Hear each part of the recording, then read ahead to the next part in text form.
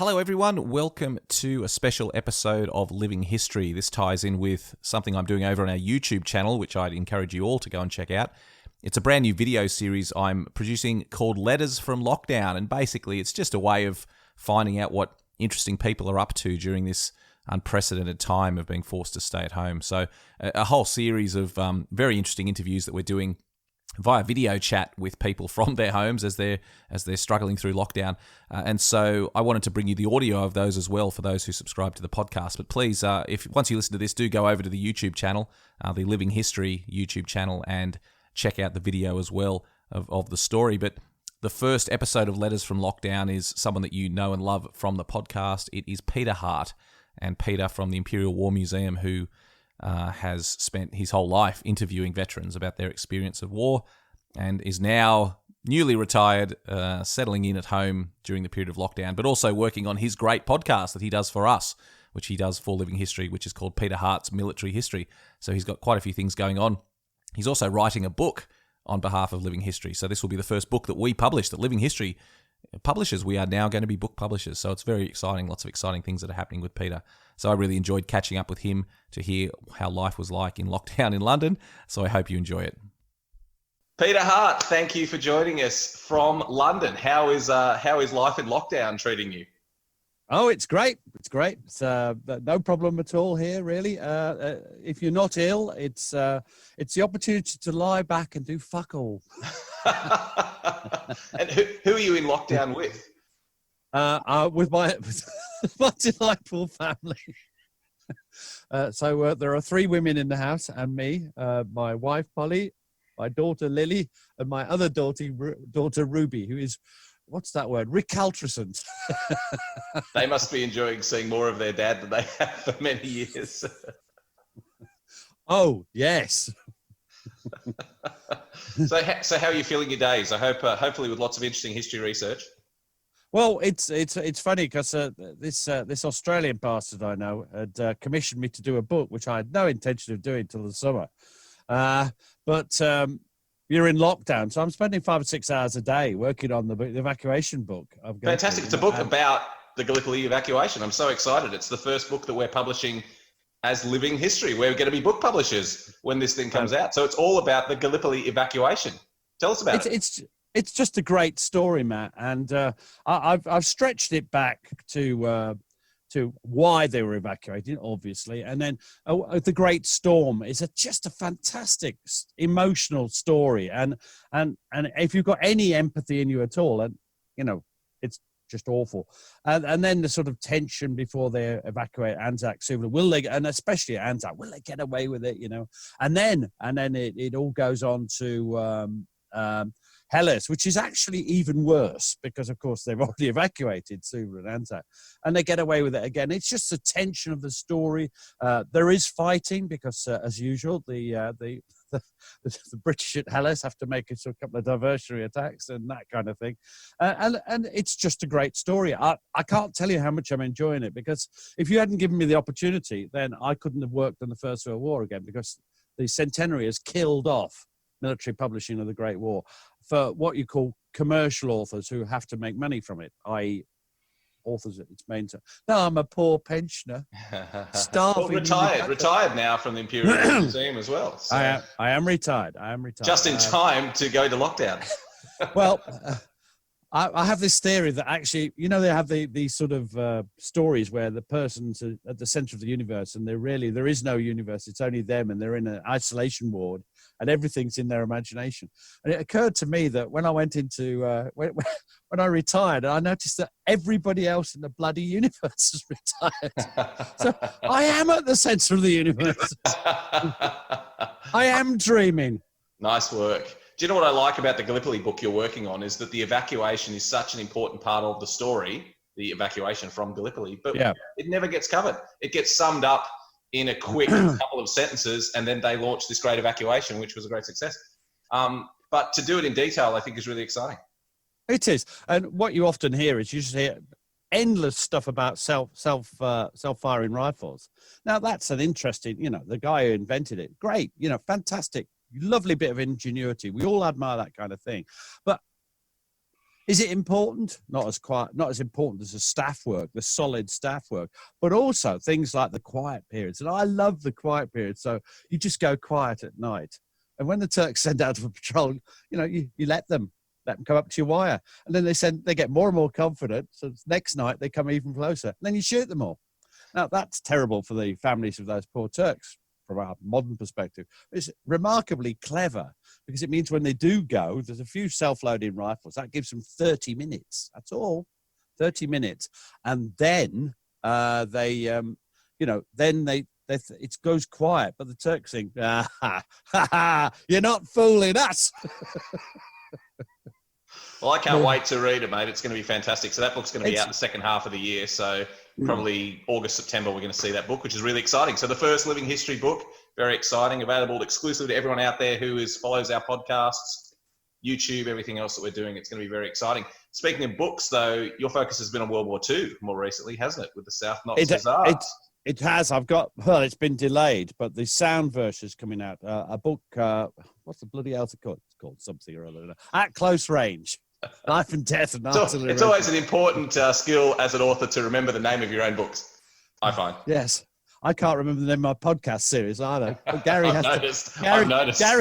Gary has to tell me at the start of every bloody episode. Yeah, it's called Peter Hart's Military History, both for you, Pete, and for anyone listening who wants to follow the podcast. Yeah, it's Peter very difficult. How the bloody hell am I meant to remember that? Jesus. Couldn't you pick something simple like it? So, South Notts Hussars at Close Range? So the book's coming out next February, but the audio version's coming out in May, which is the original publishing. I did 50 interviews with South Notts Hussars back in the 90s, I think it was. Yes, my mind's it's not steel trap, my mind, is it? And they were wonderful. They were great. They were in their prime. They were about my age, between 65 and 75 when I interviewed them. So they were in good condition. Because interviewing 95-year-olds has its value, but it's not quite the same value as interviewing them when they're in their prime, which I am.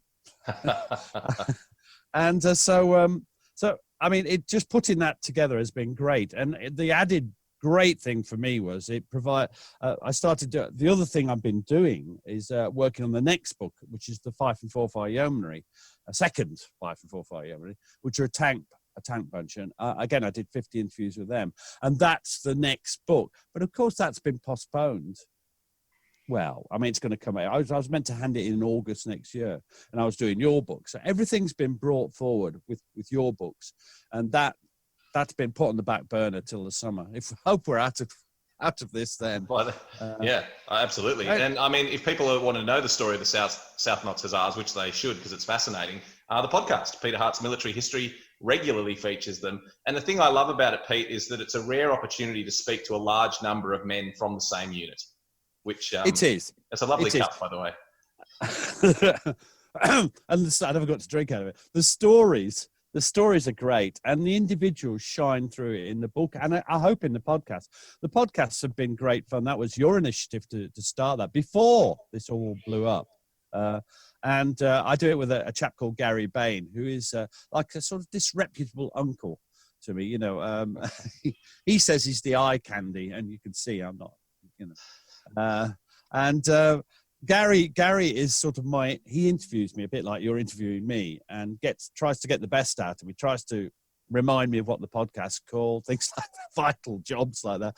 But also he provides a knowledge and a great sense of humor that I think bring it to life. It does. It works so well. The two of you together, it's brilliant. As I said, it's like two blokes down at the pub having a chat about military history. It's fantastic. Yeah, we love it. And that we've been doing one a week. We're obviously 6 or 7 weeks ahead, because otherwise you can't allow for what's going to happen.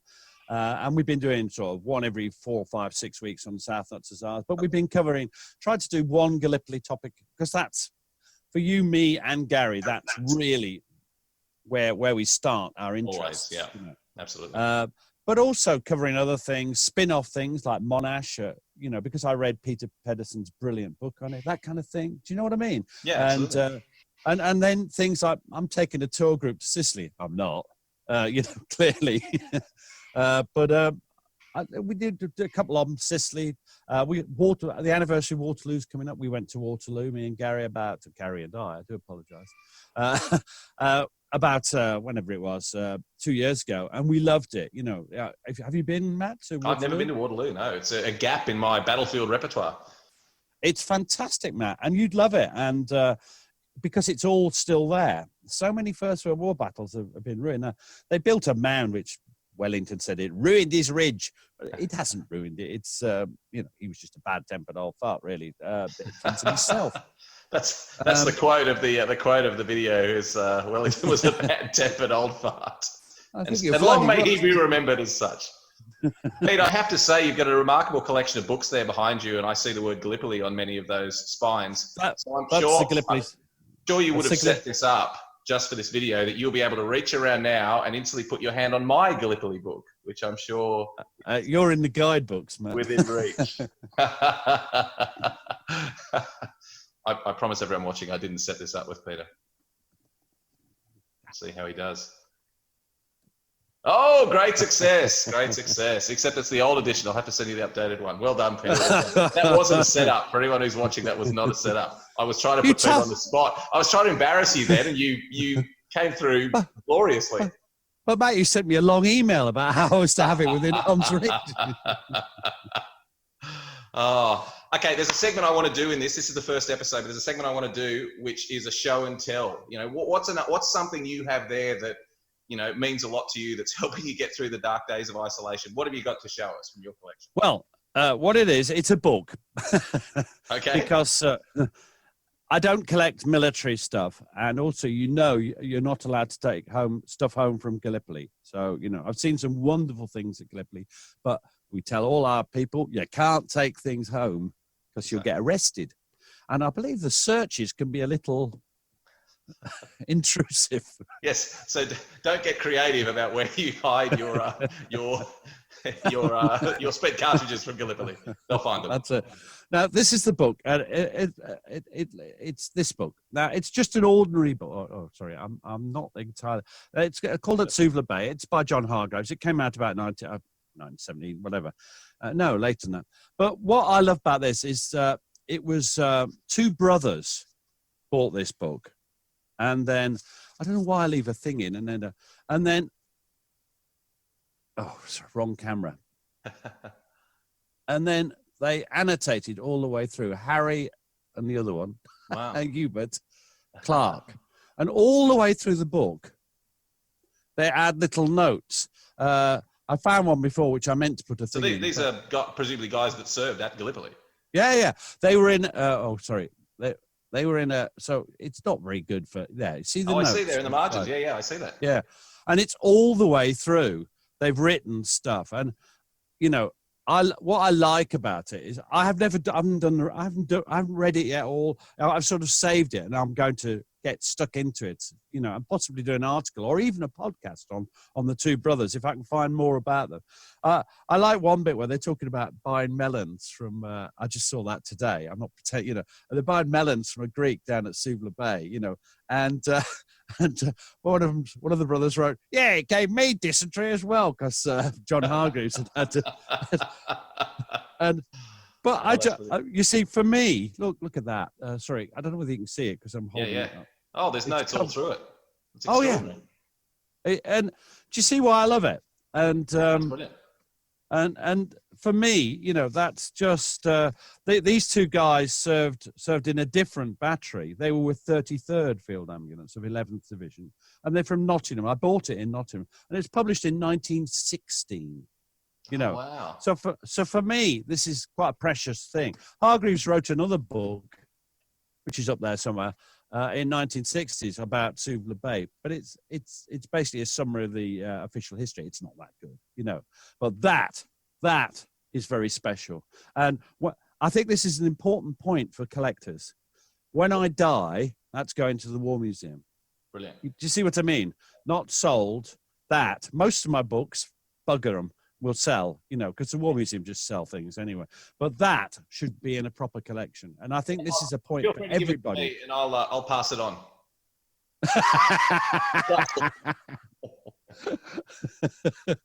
I'll have a drink this time. It's a fantastic item because I love personal connections. You know me, Pete. You know that I love personal connections with what went on. How good was it the time when we were on Dead Man's Ridge and you played me the tape of the man in there who'd been wounded on Dead Man's Ridge at Gallipoli, and then we looked down and we found charger clips from 303 rifles where the men had been they'd been loading their ammunition on that spot where we were standing. I have to admit, I think you found this. I never find anything. We were there together, but I mean that there was only fighting there on the one day on that. No, absolutely. Dead Man's Ridge. Yeah. So, but I wanted to show something as well, which is actually in the same vein. We've coordinated this very well. This is something I wanted to show off, which I think you will like, Pete. You have not seen before. I'm going to hold this up here. Can you see that? Oh, wow. Yeah. I can't read it though. It says Armadale CT.